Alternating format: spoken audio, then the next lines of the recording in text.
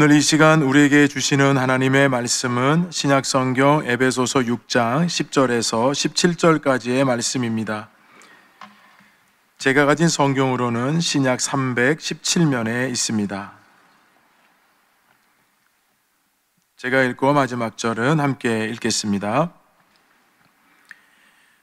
끝으로 너희가 주 안에서와 그 힘의 능력으로 강건하여지고 마귀의 간계를 능히 대적하기 위하여 하나님의 전신갑주를 입으라. 우리의 씨름은 혈과 육을 상대하는 것이 아니요 통치자들과 권세들과 이 어둠의 세상 주관자들과 하늘에 있는 악의 영들을 상대함이라. 그러므로 하나님의 전신갑주를 취하라. 이는 악한 날에 너희가 능히 대적하고 모든 일을 행한 후에 서기 위함이라.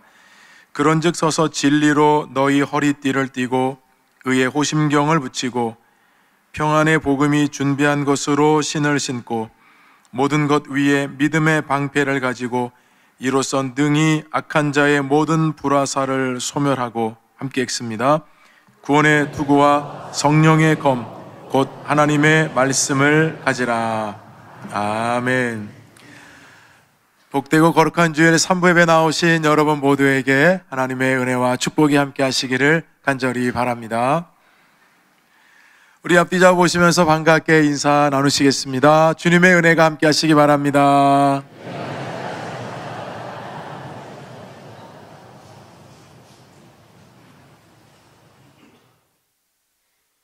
신자병법이라고 하는 책에 나오는 내용인데요, 세계적으로 유명한 건축물 중에 미국이 자랑하는 건축물이 있습니다. 샌프란시스코에 있는 금문교와 또 엠파이어 스테이트 빌딩, 또 후버댐, 이 세 가지 건축물은 미국이 자랑하는 것인데요, 공통점이 있습니다. 이 세 가지 건축물은 1920년대 후반에 다 건축이 되었다는 것인데요, 이때가 세계적으로 대공황이 있었던 때였습니다. 당시 프랭클린 루즈벨트 대통령은 이 엄청난 경제적인 공황, 세계적인 대공황을 탈피하기 위해서 뜻밖에도 대대적인 토목 공사를 벌이게 됩니다. 사실 하던 공사도 멈춰야 할 것 같은데 수많은 실업자들을 오히려 토목 공사에 다 끌어들여서 그들에게 일자리를 제공하고 급여를 주자라는 마음으로 엠파이어 스테이트 빌딩 댐의 공사를 진행했고 금문교 건설을 시작했다는 겁니다. 경기가 안 좋기 때문에 세계적인 다 경제가 공황인데 아무것도 할 수 없어서 주저앉아 있는 대신에 이 건축물을 통해서 경제 공황기에 수많은 사람들에게 일자리를 제공해주고 그로 인해서 국민의 삶에 조금이라도 도움을 주자라고 하는 생각으로 어려운 결단을 했는데, 여러분, 이 결단이 오히려 미국을 미국답게 했다는 겁니다. 대공황을 놀랍게도 극복을 했고 명실상부한 초강대국으로 발돋움하는 데 있어서 아주 중요한 토대가 되었다고 합니다. 순풍이 불 때는 여러분 그렇게 어렵지 않게 노를 저어도 그냥 배는 가게 되어 있습니다. 그런데 여러분, 순풍만 있는 것이 삶이 아니지 않습니까? 때로 역풍이 불고 역경이 찾아올 때 여러분 그때는 대부분 두려워서 포기하거나 주저앉아 있는 경우가 많이 있습니다. 따라서 우리에게 필요한 것은 무엇인가? 역경과 역풍 가운데서도 우리가 낙심하거나 포기하지 않고 이겨낼 수 있는 힘을 기르는 것입니다. 근데 여러분, 이 힘이라고 하는 것이 우리 스스로 내면에서 작동이 되고 그 힘을 우리 스스로가 발전기처럼 여러분 계속해서 끌어올릴 수 있다면 얼마나 좋겠습니까? 근데 그 힘은 어느 정도 우리가 한계를 가지고 있기 때문에 우리의 영원한 힘의 통로는 오직 한 분으로부터 오게 되는 것입니다. 그분이 바로 우리 하나님이십니다. 우리 한계를 뛰어넘고 우리에게 영원한 힘을 계속해서 끊임없이 공급해 주시는 분은 하나님이십니다. 오늘 이 시간 하나님께서 주신 말씀을 통해 그 영적인 힘을 공급받을 수 있기를 주님의 이름으로 축원드립니다. 구약의 여러분 사무엘상 30장에 보면 다윗이 사울 왕에게 10여 년간 쫓겨다니는 이야기가 나옵니다. 그런데 다윗이 유대 땅 계속해서 쫓겨다니면서 숨었지만 이제는 더 이상 숨을 데가 없어서 이방 땅인 블레셋 땅으로 넘어갑니다. 혼자 넘어가는 것도 아니고 자기를 따르던 군사들, 병사들과 함께 블레셋으로 망명을 합니다. 근데 문제가 생겼어요. 이 블레셋이라는 나라는 항상 이스라엘을 여러분 이 전쟁터로 몰지 않았습니까? 블레셋이 이스라엘과 전쟁을 벌이려고 하는 겁니다. 여러분, 다윗의 입장이라고 한다면 지금 블레셋 이방 나라에 와서 그들을 편들어서 여러분 전쟁을 벌일 수 없는 것 아닙니까? 뿐만 아니라 자기를 10여 년 동안이나 이렇게 죽이려고 달려들고 있는 사울 왕에게 가서 당신을 돕겠다고 할 수도 없지 않습니까? 정말 진퇴양난이 어려운 상황입니다. 블레셋에 있으면서 전쟁을 나간다고 하니까 결국 다윗도 어쩔 수 없이 자기 병사들과 함께 그 블레셋 진영에 서게 됩니다. 그런데 여러분, 블레셋 왕은 다윗을 신뢰했지만 이 블레셋 왕의 신하들은 다윗을 굉장히 싫어했습니다. 왜냐하면 그들에게는 트라우마가 있는 겁니다. 저 다윗이 어릴 때 이 블레셋의 가장 최고의 장수였던 골리앗을 죽인 적이 있었기 때문에 언제든지 다윗은 돌변할 수 있다는 생각을 한 겁니다. 그래서 이 블레셋 왕이 시글락이라고 하는 지역에 다윗과 병사들이 살도록 배려를 해주었거든요. 그러니까 이 결정적인 이 전쟁에서 누구 편에도 설 수 없었는데 하나님이 길을 열어주셔서 오히려 그 신하들이 참여하지 못하게 해서 다윗과 병사들이 시글락으로 돌아가게 됩니다. 근데 여러분, 문제가 또 생겼어요. 시글락에 도착을 했더니 이 아말렉이라고 하는 족속이 다윗이 병사가 없는 틈을 타서 이 마을에 불을 질러버리고 그리고 여자와 그리고 아이들을 그리고 많은 재물들을 다 가지고 갑니다. 결국 여러분, 이 빈틈을 타서 아말렉이 노린 것인데요, 이 다윗과 병사들이 시글락에 오니까 불이 벌써 타 있고 백성들이 얼마나 망연자실하는지 울 힘도 없을 정도로 그렇게 고통하면서 눈물을 흘리고 있었습니다. 다윗과 여러분 병사가 도착하니까 그 모든 원망이 다윗에게로 다 가는 거예요. 자, 여러분, 그때 다윗도 얼마나 황당하고 답답하고 얼마나 분통이 터졌겠습니까? 이 일을 보면서요. 네, 여러분 어떻게 힘을 얻었는지 우리 말씀을 살펴보겠습니다. 사무엘상 30장 6절입니다. 백성들이 자녀들 때문에 마음이 슬퍼서 다윗을 돌로 치자 하니 다윗이 크게 다급하였으나 그의 하나님 여호와를 힘입고 용기를 얻었더라. 여러분, 다윗이 어디로부터 힘을 얻었습니까? 여호와를 힘입고 용기를 얻었더라. 다윗에게 힘을 준 분은 하나님이셨습니다.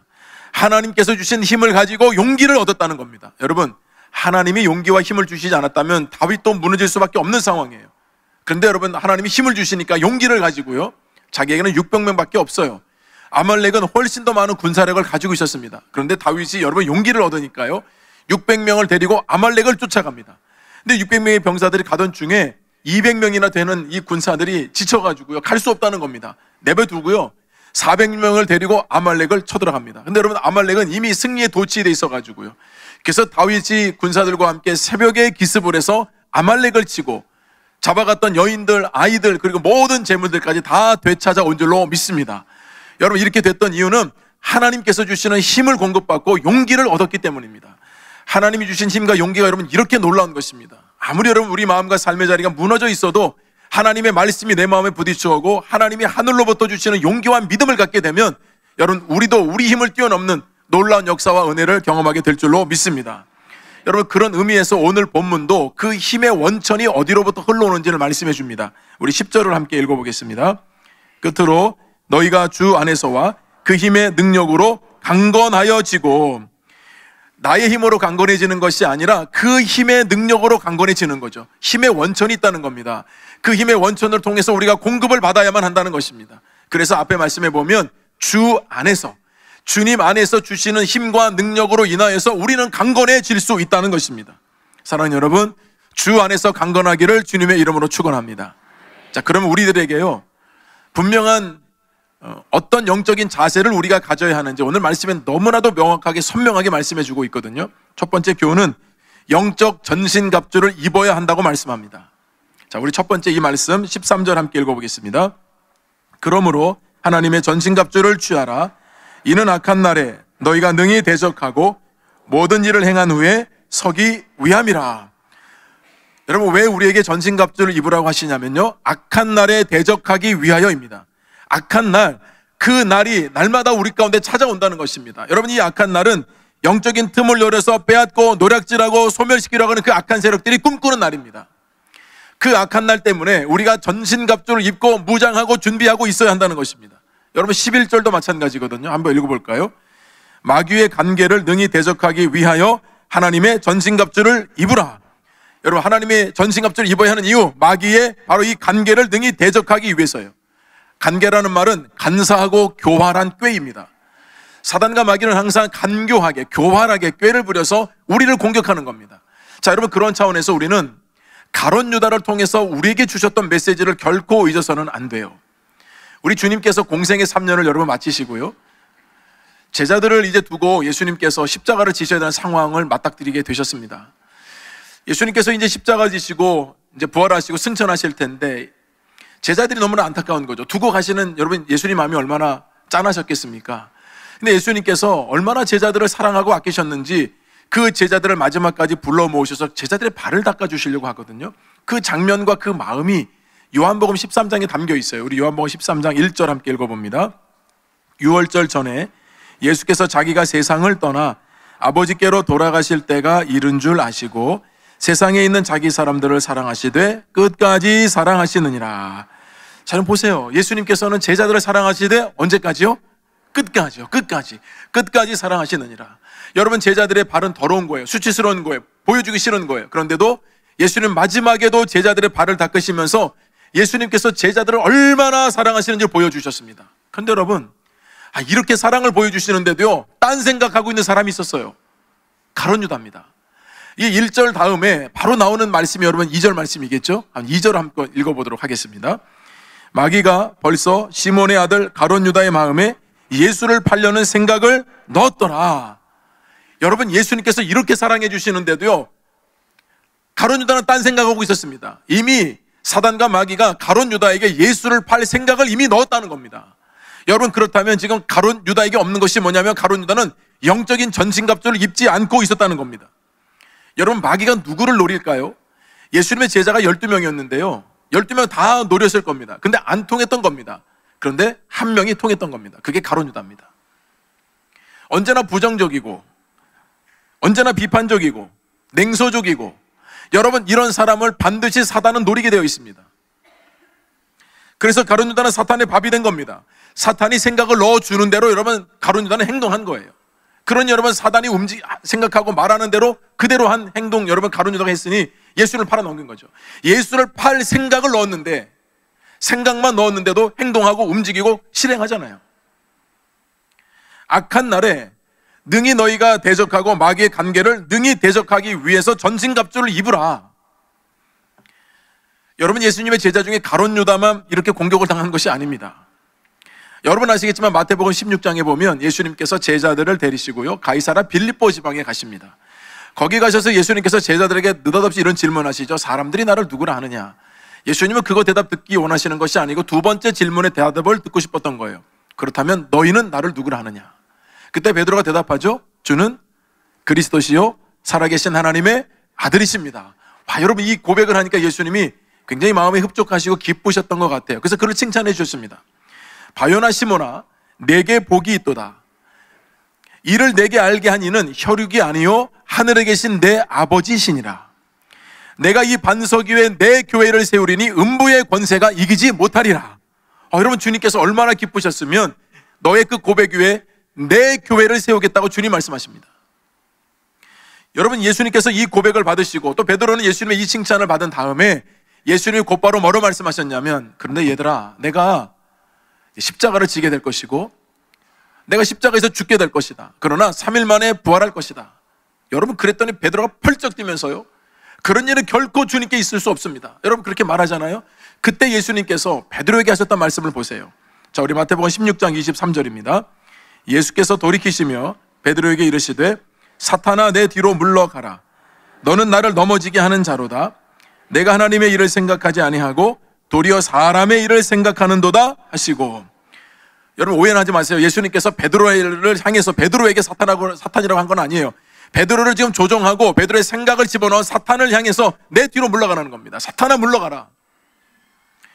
사탄이 순간 베드로에게 역사해서요, 예수님께서 걸어가야 하는 십자가의 길을 갑자기 여러분 장애물을 놓고 방해를 놔서 십자가의 길을 걸어가지 못하게 하려고 하는데 그 꾀임에 여러분 베드로가 빠졌던 겁니다. 하나님의 일을 생각하지 않고 너는 사람의 일을 생각하는 도다. 사단이 넣어주는 생각은 하나님의 일이 나쁘다고 말한 것이 아니었어요. 여러분, 사단의 전략을 잘 보세요. 하나님의 일이 나쁘다고 하면 여러분 누가 따라가겠습니까? 그렇게 넣어주지 않고요, 하나님의 일을 사람의 일로 생각하게 만들었어요. 여러분, 전략이 보통 전략이 아닙니다. 하나님의 거룩한 일을 사람의 일로 완전히 여러분 전락시키는 겁니다. 평가절하하는 겁니다. 하나님의 일을 사람의 일로 희석시켜버리는 겁니다. 여러분, 이것이 사단이 쏟은 전략이었어요. 주님께서는 고난과 죽음을 각오하시고 십자가의 길을 걸어서 온 인류를 구원하시려고 십자가를 지시는 게 예수님의 사역의 목적이요, 이 땅에 오신 목적인데, 우리 제자들은 그 길은 안 된다는 겁니다. 예수님께서 이 땅에서 왕노릇 하시고 예수님께서 다스리시는 나라, 그때 우리도 이런 자리에 세워주셔야지 갑자기 뭐 죽으신다고 하고 이거 안 된다는 겁니다. 여러분, 사단은 이렇게 하나님이 하시는 일을 막습니다. 하나님이 하시는 일을 사람의 여러분 생각으로 바꿔버립니다. 생각하다는 말이 프로네오라고는 헬라어인데요, 이 단어의 뜻은 어떤 성향을 품다예요. 여러분, 하나님의 생각을 품어야 되잖아요. 사람의 생각을 품으면 안 되잖아요. 삶의 방향을 하나님께 돌리고 삶의 의식 구조를 하나님 성향으로 바꿔야 한다. 여러분, 그것이 하나님의 일이라는 거예요. 가룟 유다도 베드로도 다 예수님의 제자입니다. 그러나 가룟 유다는 여러분, 이런 사단과 마귀의 생각에 그대로 눌러 앉아서 사단의 밥이 되어서 움직이는 대로 여러분 움직여서 결국 여러분 그 삶은 스스로 목을 메어 죽는 것으로 마감이 되잖아요. 그러나 여러분, 사단아 내 뒤로 물러가라고 하는 주님의 말씀을 들었음에도 불구하고 베드로는 회개하고 뉘우쳐서 주님의 제자가 되어서 사도가 되어서 복음을 전하고 마지막에 여러분 주님을 위해서 순교하고 죽지 않습니까? 한 공동체에 있어도요, 여러분 어떤 성향을 가졌느냐에 따라서 삶의 자리는 극명하게 달라질 수 있어요. 교회 속 반그리스도인이라고 하는 책이 최근에 발간이 되었는데요, 여러분 제목을 좀 주목해 보세요. 세상이 아니고 교회 속이에요. 교회 속. 교회 속 반그리스도인. 이 저자는 반그리스도인을 어떤 의미로 썼냐면요, 이 반이라고 하는 것을 뭐뭐에 반대하다라고 하는 뜻으로 썼습니다. 그동안에 기독교에 대해서 비판적이고 그리고 기독교에 대해서 적대적인 사람들을 우리는 반그리스도인이다 이렇게 생각을 했는데요, 그 세상을 바라보는 시선을 그대로 교회 안에 가지고 와서 살펴봤더니 의외로 놀랍게도 웬일인지 너무 많아서 머리가 어지럽고 현기증이 나더라는 겁니다. 즉 교회 안에 반그리스도인들이 너무나도 많다는 겁니다. 반그리스도인이 교회 밖에 있는 것이 아니라 교회 안에 여러분 있다고 한다면 이거 자체가 충격적이지 않습니까? 그래서 여러분, 이 저자는요, 반그리스도인, 교회 안에 있는 행태를 7가지로 표현을 했어요.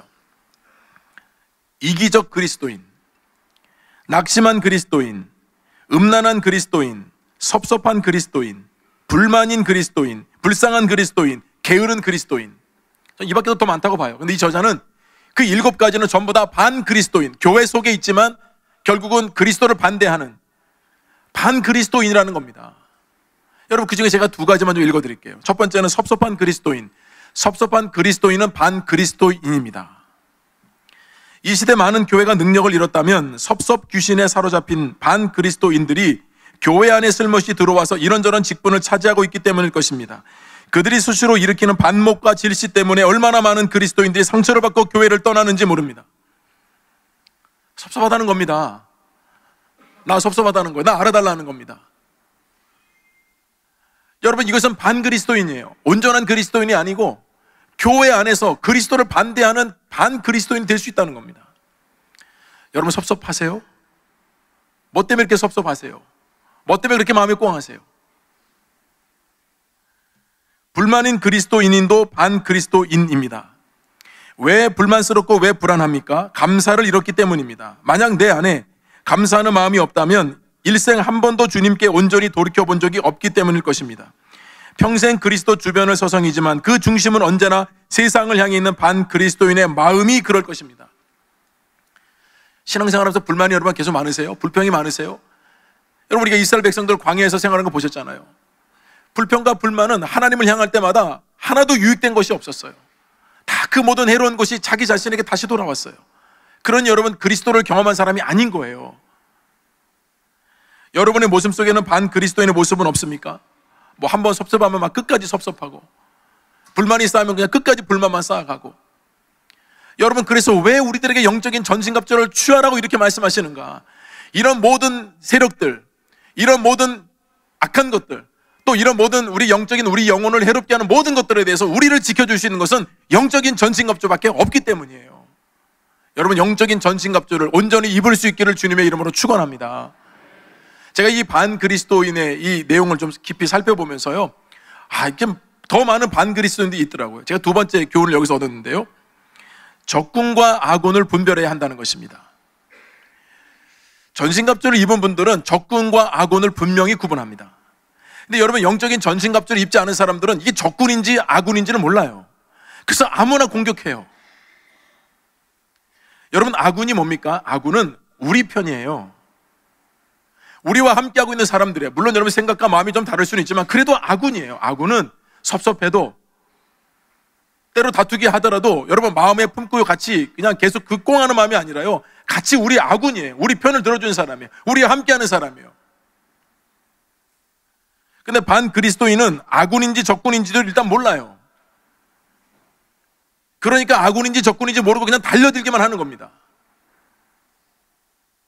전신갑주를 입게 되면 제일 먼저는 아군인지 적군인지를 분별이 되니까요, 아군은 품어내고요, 적군은 싸워야죠. 그래서 전신갑주 입은 사람들의 특징은 얼마나 아군과 적군을 명확하게 분별하도록 하셨는지 여러분 본문 12절 함께 읽어보겠습니다. 우리의 씨름은 혈과 육을 상대하는 것이 아니요 통치자들과 권세들과 이 어둠의 세상 주관자들과 하늘에 있는 악의 영들을 상대함이라. 여러분, 씨름으로 번역했지만 이 씨름은 싸움과 전쟁을 뜻하거든요. 그러니까 우리가 씨름해야 될 대상은 사람이 아니에요. 악한 영들이에요.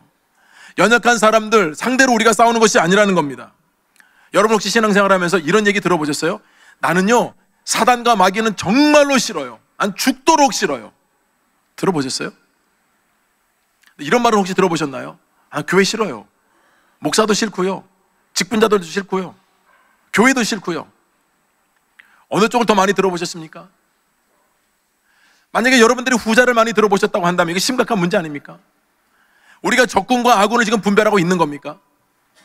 우리가 싸워야 될 대상은 혈과 육이 아니고요, 정세, 권세 잡은 자, 통치자, 악한 영에 대적하기 위해서.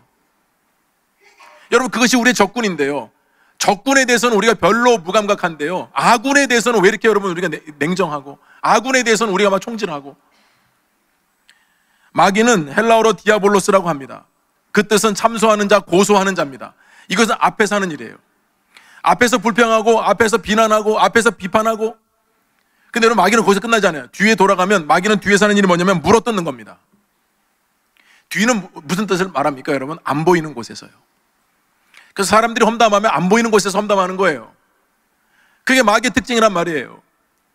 고의로 험담하고 비방하는 겁니다. 제가 여러분 신방을 해보면서 교회 안에서 상처를 받았다는 분들이 많이 있더라고요. 제가 감동도 받고 참 대단하다는 생각이 좀 들었을 때가 있었어요.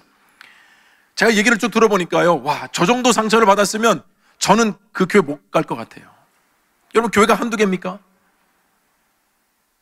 근데 그분은 그 모든 상처를요, 아프고 힘들지만 주님 앞에 가지고 나와서 주님께서 해결해 주시길 바라면서 오랜 시간 동안 기도하고 눈물을 흘리면서 그 상처를 회복해 가지고요, 제가 신방하니까 그 아픈 상처가 이렇게 해서 회복의 시간을 거쳐서 이렇게 신방을 받겠다고 얘기하는 분들이 있더라고요. 제가 거기에 감동을 받은 거예요. 여러분, 떠나는 건 쉬워요. 여러분, 그 상처를 부여안고 아픈데도요, 이 상처를 주님 앞에 가지고 나와서 주님께 매달리면서 씨름하면서 그 상처를 해결해내는 것은 정말로 어렵고 힘든 일이에요.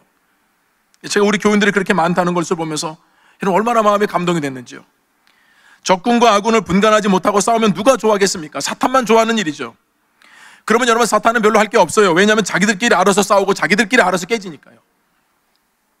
저는 어쩌면 이것도 사탄의 고도의 전략이 아닐까 싶습니다. 자기들끼리 미워하고 시기하고 상처 주고 비판하게 만들고 비난하게 만들고.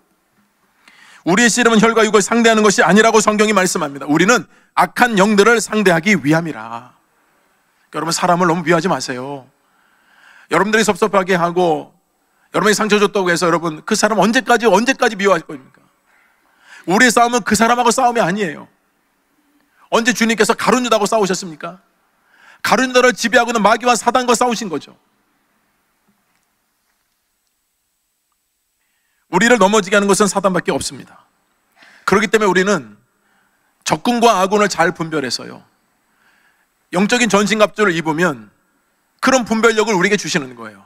우리 아군이구나. 품어야지, 더 격려해야지, 더 세워줘야지. 악한 영일 때는 그건 여러분 우리가 싸워서 분명히 이길 수 있어요. 우리 힘으로 이기는 것이 아니라 주님께서 우리를 도와주시기 때문이에요. 사랑하는 여러분, 전신갑주를 입고 정말 아군과 적군을 잘 분별하셔서 지혜로운 믿음 생활할 수 있기를 주님의 이름으로 축원합니다. 세 번째 주시는 교훈은 나에게 영적으로 빈틈이 없는지를 살펴야 한다는 겁니다. 자, 여러분, 이 영적 전신갑주라고 했는데, 전신갑주는 그 당시 로마 병사들이 입었던 갑옷의 형태의 옷이에요. 이것을 비유해서요, 그래서 6가지 의미로 영적 전신갑주를 입어야 한다, 이렇게 설명을 하고 있거든요. 오늘 본문 14절부터 17절을 함께 읽어보겠습니다. 그런즉 서서 진리로 너희 허리띠를 띠고 의의 호심경을 붙이고 평안의 복음이 준비한 것으로 신을 신고 모든 것 위에 믿음의 방패를 가지고 이로써 능히 악한 자의 모든 불화살을 소멸하고 구원의 투구와 성령의 검 곧 하나님의 말씀을 가지라. 자, 6가지가 여러분 나왔습니다. 6가지. 처음엔 진리의 허리띠, 의의 호심경, 그리고 복음의 신발, 그리고 믿음의 방패, 구원의 투구, 그리고 성령의 검, 하나님의 말씀. 이 6가지를 성경이 말씀했어요. 자, 여러분, 그 당시 로마 이 병사들이 얼마나 완벽하게 여러분 그 전신갑주를 입었는지 제가 여러 그 그림들을 봤는데요. 어떤 교회에서 이 그림을 표현했는데 참 잘 표현했더라고요. 제가 그림을 한번 보여드릴게요. 여러분 보세요. 머리부터 발끝까지요, 보이는 눈 요 부분 제외하고는요 빈틈이 하나도 없습니다. 여러분, 이게 전신갑주입니다. 그리고 여러분 방패를 보세요. 얼마나 큰지요. 자기 몸을 거의 3분의 2 이상을 가릴 정도로 큰 방패를 가지고 있는 게, 여러분, 이것이 로마 군사와 병사들이 갖고 있었던 전신갑주예요. 여러분, 이 전신갑주는 바로 저와 같이 영적으로도 입어야 한다는 것입니다. 첫 번째는 여러분 진리의 허리띠였습니다. 여러분, 당시 옷은 통짜 옷이에요. 그래가지고 군사들도 나갈 때 우리가 지금 뭐 상의 하에 나눠서 입지만 병사들은 그렇게 입지 않았다고 하더라고요. 그래서 이 갑옷을 입으면 중요한 것은 이 허리띠를 졸라매지 않으면 이 옷이 계속해서 이게 펄럭거려가지고요 전쟁에 나가서 제대로 싸울 수가 없는 거죠. 이 허리띠를 졸라매면 여러분 이 옷이 몸에 달라붙으면서 그때부터는 활동이 가능하고 움직임이 편하다는 것입니다. 여러분, 왜 진리의 허리띠를 매라고 했는가? 여러분, 우리는 이렇게 저렇게 흔들린다는 겁니다. 신앙적으로도 흔들리고 삶의 자리에서 흔들리고, 그래서 우리에게 가장 먼저 필요한 것은 진리의 허리띠를 단단히 들여매는 것입니다.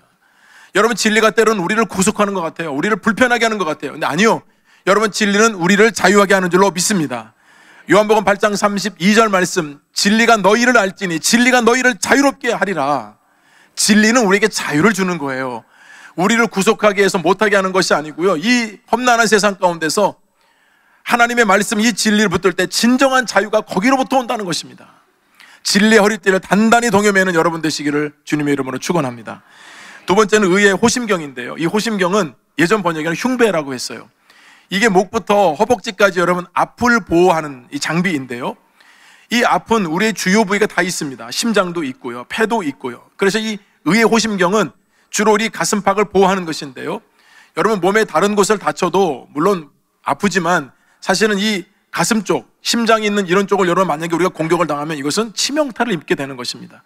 그래서 의의 호심경을 입으라고 했는데, 의의 호심경이에요. 그냥 호심경이 아니고 예수 그리스도의 의로 우리가 날마다 옷을 덧입혀야 된다. 그리스도 의를 입어야만 우리 삶이 주님이 기뻐하시는 믿음의 삶의 여정을 살 수 있다는 뜻입니다. 그래서 의의 호심경은요, 주님께서 날마다 우리가 죄책감을 가지고 있고 늘 한 주간 동안 살면서 정말 내가 하나님 뜻대로 온전히 살지 못한 것 때문에 마음이 무거울 때 의의 호심경을 여러분 다 우리 주님께서 가슴팍에 붙여주셔서요, 우리를 다시 의롭게 하시고 다시 새롭게 하셔서 우리 하나님의 자녀가 온전히 될 수 있도록 이끌어 주시는 줄로 믿습니다. 그 의의 호심경 우리 가슴팍에 꼭 붙여야 합니다. 그리고 세 번째는 평안의 복음의 신이라고 했어요. 여러분, 제가 그 자료를 준비하다 보니까 당시 로마 군인들이 신었던 신이 좀 다 일반적이지 않아요. 칼리가라고 하는 신을 신었는데요, 그 신발 바닥에는 목같이 아주 뾰족한 것들이 많이 박혀 있었답니다. 이 로마 병사들이 여러분 전쟁을 할 때는 평지에서만 하는 게 아니잖아요. 때로는 산으로 올라가야 되고 때로는 계곡에서도 싸우게 되고, 그러니까 신발이 미끄러우면 전쟁을 할 수가 없는 거예요. 그래서 이 칼리가라고 하는 신발을 신고 전쟁을 하다 보면 미끄러지지 않고 어떤 곳에서든 가서 전쟁을 벌일 수 있었다는 겁니다. 여러분, 평안의 복음의 신발이 그렇다는 겁니다. 우리는 평지만 다니지 않아요. 영적으로 보면 어두운 골짜기를 다닐 수도 있고요, 또 높은 산을 올라갈 수도 있는데, 이 평안의 복음의 신발이 우리를 지켜주고 또 우리가 이 복음을 들고 어느 곳에든 우리가 가서 복음을 전할 수 있다는 그 능력은 바로 평안의 복음의 신발을 신을 때 가능하다는 것입니다. 여러분, 이 평안의 복음의 신발도 단단히 신기를 주님의 이름으로 축원합니다. 네 번째는 믿음의 방패인데요, 여러분, 믿음의 방패는 좀 설명을 붙였습니다. 모든 것 위에 믿음의 방패를 가지고 이로써 능히 약한 자의 모든 불화살을 소멸해라. 여러분, 앞에 나오는 모든 것이 세 가지 나왔었잖아요. 그 세 가지에다가 믿음의 방패를 더하랍니다. 여러분, 믿음의 방패가 있으면 악한 자의 모든 불화살을 소멸시킬 수 있다고 그랬어요. 여러분, 믿음의 방패예요. 여러분들이 말씀을 듣고 아멘 하면 여러분 우리 믿음이 막 충만할 것 같죠? 여러분 일상적인 삶의 자리에 나아가서요, 제대로 살려가면 믿음이 작동되지 않을 때가 많죠. 방패를 가지고 있으면 뭐합니까? 여러분, 방패를 여러분 내려놓으면 그건 아무 소용이 없는 거예요. 믿음이 그와 같다는 겁니다. 믿음은 위험할 때, 불화살을 받을 때 당당하게 방패를 앞에 들고 그 불화살을 막아야 하는 것이 믿음의 방패인데, 여러분 이것이 없으면 그냥 불화살로 여러분 가장 중요한 부위들을 공격을 당하니까 우리가 치명타를 입을 수밖에 없다는 것입니다. 믿음이 그만큼 중요한 것입니다. 여러분, 믿음의 방패를 꼭 손에 쥐고 살 수 있기를 주님의 이름으로 축원합니다. 다섯 번째는 구원의 투구였습니다. 여러분, 투구는 아시겠지만 헬멧이잖아요. 이 머리를 보호하는 장비인데요, 우리 신체의 어떤 부위를 여러분 상한다 하더라도 다 아프고 고통스럽지만 사실은 뇌를 다치면 이건 치명적입니다. 저희 아버님도 살아계실 때 이 뇌를 수술 한번 하시고 나니까요, 뇌를 다쳤는데 오른쪽 오른발 다 마비가 되더라고요. 그러니까 여러분, 뇌는 다 연결이 되어 있기 때문에 그런 것이에요. 그러니까 뇌는 뇌로 다친 것이 끝나는 것이 아니라 몸의 균형을 깨버리고요, 마비를 시키기 때문에요, 구원의 투구를 써야 하는 것입니다. 왜 사람들이 이렇게 이단의 미혹이 되고 왜 진리를 떠납니까? 구원의 투구를 쓰지 않았기 때문이에요. 사단과 마귀가 뭘 공격합니까? 생각을 집어넣었더라. 예수를 팔 생각을 집어넣었더라. 구원의 투구를 제대로 썼다고 한다면 여러분, 마귀의 공격에도 얼마든지 넘어지지 않을 수 있었지만 구원의 투구가 없으니까요, 사단이 생각을 집어넣으니까 생각한 대로 집어넣어 준 대로 여러분 그렇게 행동을 하지 않습니까? 여러분, 구원의 투구를 꼭 쓰시기 바랍니다. 구원의 투구가 여러분들을 지켜주시고, 이 구원의 투구가 여러분들의 잘못된 생각을 제거하게 만들고 선하고 온전한 하나님의 말씀으로 충만하게 될 줄로 믿습니다. 마지막 여섯 번째는 이제 성령의 검, 하나님의 말씀인데요, 지금까지 다섯 가지는 전부 다 우리가 수비형, 나 자신을 보호하기 위한 장비라고 한다면 마지막 여섯 번째 성령의 검은 공격용 무기입니다. 자, 우리 본문 17절 한 번 더 읽어보겠습니다. 구원의 투구와 성령의 검, 곧 하나님의 말씀을 가지라. 여러분, 영적인 전쟁은요, 수비만 잘한다고 되는 게 아니에요. 때로는 공격할 수 있어야 돼요. 사단과 마귀가 여러분 우는 사자와 같이 삼키는데 우리가 공격할 게 없으면 안 되잖아요. 공격용 무기를 주셨어요. 성령의 검, 그것은 곧 하나님의 말씀이라고 했어요. 여러분, 제가 이렇게 한번 예를 들어볼게요. 축구 경기를 하는데요, 두 팀이 있어요. 그런데 이 한 팀은요, 엄청난 공격력을 가지고 있어서 압도적으로 공격력이 강해요. 근데 여러분, 상대편 팀은 수비가 강한 팀이에요. 근데 두 팀이 경기를 했는데요, 이 압도적인 경기력을 가진 이 팀이 계속 공격하는 거예요. 전반에도 그냥 내리 45분을 공격하고요, 후반전도 그렇게 공격을 했어요. 그런데 놀랍게도 상대편 수비는 너무나도 잘 막아내는 거예요. 한 골도 먹지 않고 잘 막아냈어요. 그런데 여러분, 이렇게 공격하다 보니까 공격하는 팀은 이제 후반전 가니까 좀 힘들잖아요. 근데 수비팀은 계속 수비만 해서 힘들지만 공격할 힘이 좀 남아있거든요. 기회가 딱 왔어요. 공격할 기회가. 공격할 찬스를 딱 잡아가지고요, 공격을 했는데 골이 들어갔어요. 여러분, 이런 축구 경기 있거든요. 얼마나 억울해요, 여러분. 아무리 여러분 전후반 압도적인 공격을 해도요, 골 못 넣으면 못 이겨요.